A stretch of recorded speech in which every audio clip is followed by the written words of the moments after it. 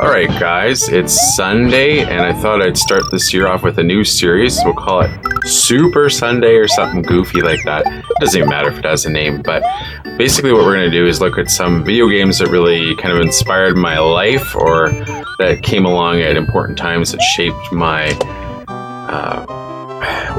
love of video games over the years. So the first one here today, I whipped out the Super Nintendo. I got something for Christmas there that allows me to hook it up to the computer so I can capture video from it, but we're gonna play Super Mario World. So this game here, I think my first experience with it was I played it in a Wolco back in the 1990s or 91, somewhere around there.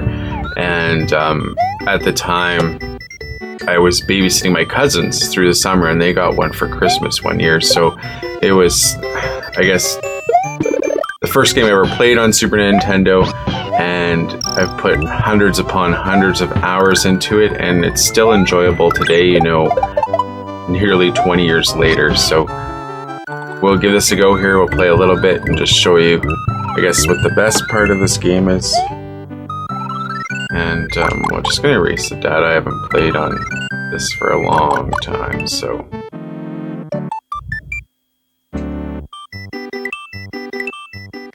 So the nice thing with this game was the barrier for entry was pretty low. As the game progressed, it got harder, which, is good. It also taught you to use controls, like on the actual controller. I'm actually playing this on a Super Nintendo, not the re-released one there that came out a few years ago. So this is an actual cartridge-based game, and it is a lot of fun. And the music's catchy too.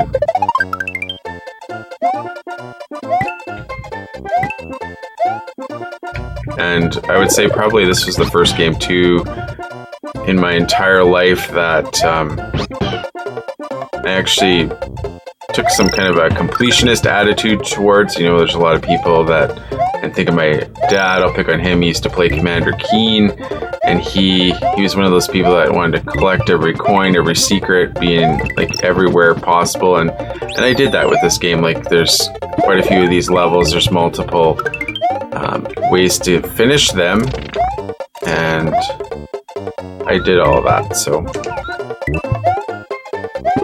but that took a lot of time, and it was, I guess, it was before there's a ton of online guides to things or access to internet was available, so you pretty much had to figure these things out. And now we live in an age where if you can't figure out part of a game, you can just go online and get the answer. And back when this was a thing, or this was new, you couldn't do that.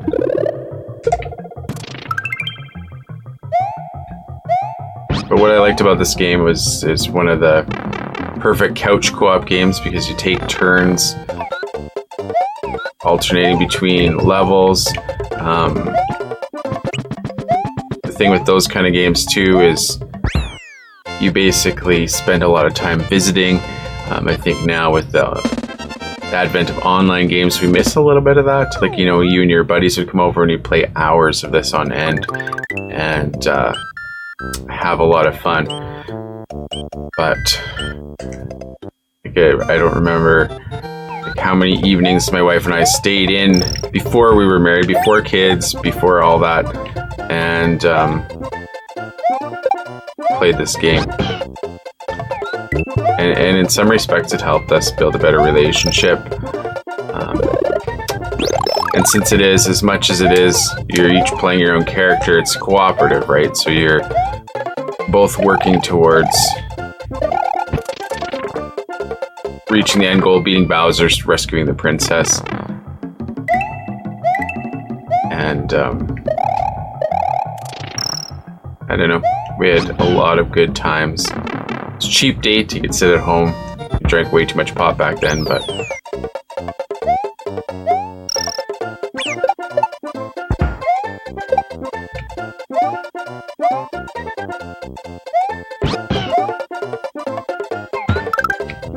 Oh, oops. But the thing with this game too, it appealed to adults and kids. And as much as it was a platformer, it wasn't a precision platformer. So, like, I mean, yeah, there's some precision involved, yes, but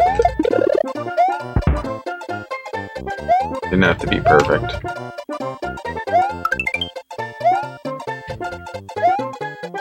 Which is nice because it was just hard enough to be challenging, but easy enough to be fun, where you wouldn't get frustrated. I don't know if I ever really got frustrated with any of these levels, except for maybe when you were trying to, I guess, get some of the alternate exits in these games.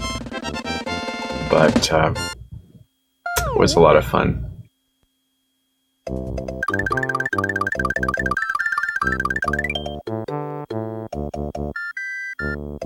But I guess I should ask you, have you ever played this version of Super Mario World, or I guess depending how old you are, maybe you played it on your parents' console as opposed to you playing it on your own. I know we used to rent these Super Nintendos once a year at Christmas time, and it was the coolest thing ever. I mean, we didn't have we weren't allowed to have any kind of video game console, so we'd play this thing, you know, day and night as long as we could borrow the TV from our parents, and you know, we'd get up early, we'd do dishes fast. It was certainly a great motivator in terms of getting things done as kids. I think my parents, one hand appreciated it, on one hand hated it, because all we were at the time was consumed with playing this, and it's all I could think about.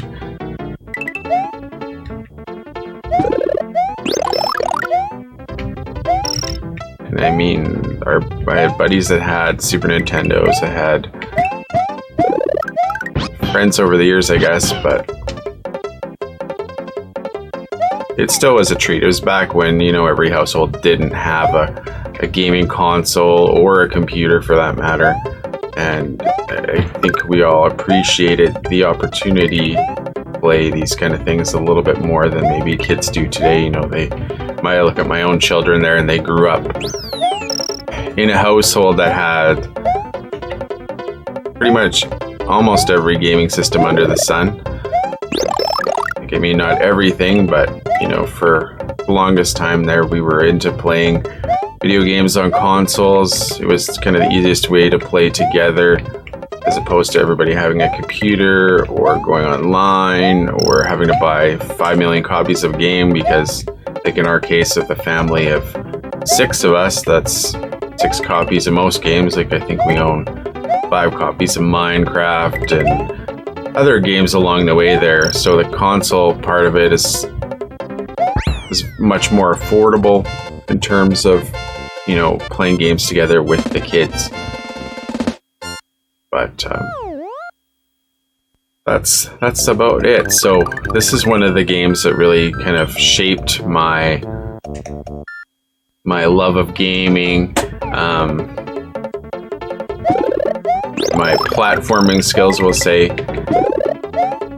more so than any other game. Like, I didn't play a lot of platform games on the original Nintendo. Like, we played some, but I mean, didn't always get that opportunity.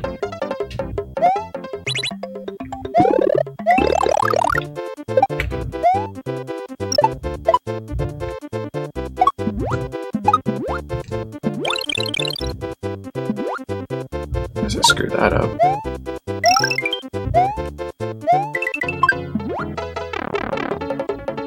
And anyway, it's still, like, you know, now, I think 20 years after I first played it, it's still a lot of fun.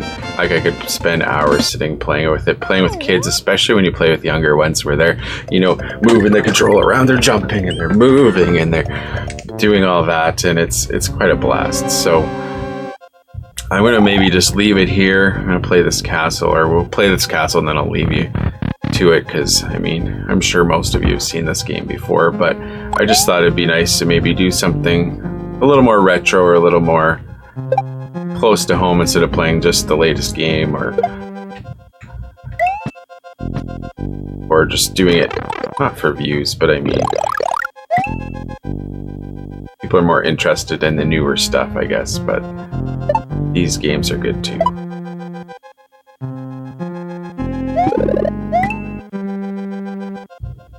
The trick here on this part of this level, if you stay on the fence, it counts as you not touching the ground, so you can basically get a pile of free lives in here if you just are patient for a few moments. Oops. And it even works hopping between. Oops. Yeah, jeez. Hopping between these, as long as you don't touch the ground, you can continue getting free men. Which makes this level actually pretty lucrative. Like, you shouldn't, even if you have struggles with the whole castle altogether, you shouldn't actually run out of lives here at all.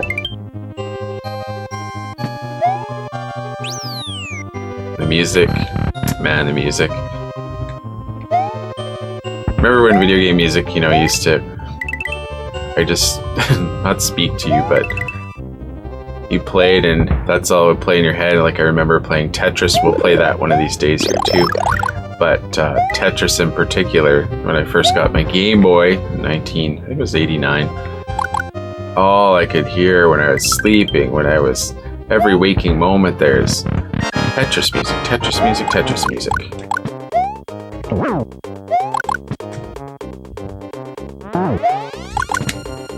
Oops.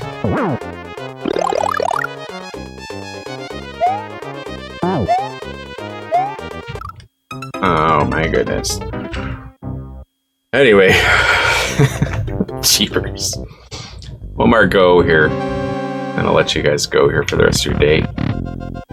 I really appreciate you guys joining me on these videos.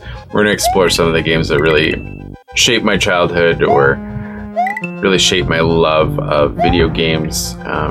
Probably stick more to console-based games, we'll see, but I have some games for Super Nintendo, obviously, and get into some Nintendo games, and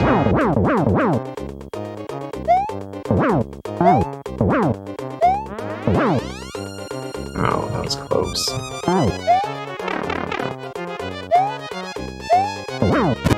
There we go. So I mean, even the bosses were not super hard, challenging maybe, or you can make mistakes. So it was the most kind of precise, we'll say precise part of this whole experience where you had to figure things out. But anyway, I'm going to leave you right here. So this has been the first episode of, we'll call it right now Super Sunday. We'll see what happens. But episode where, or a series where we look at video games that really shaped my love for video games and I guess the person that I am. And we'll play some retro stuff. I think we'll stick with Super Nintendo for the first few weeks here and then move on to other games. We might even look at Nintendo. We'll probably look at Nintendo. There's a few games in there I really enjoy too. But if you've played this game, let me know any comments or experiences, or maybe how this shaped your life too. I mean, I'm not the only over 40-year-old guy, don't tell anybody, but that's playing video games still, or started playing video games as a teenager. But I'm sure there's still some of you out there my age or older even that still play these kind of games. So as always, if you have any comments or questions, leave them in the comment section below. And otherwise, thank you for watching. We'll catch you in the next video.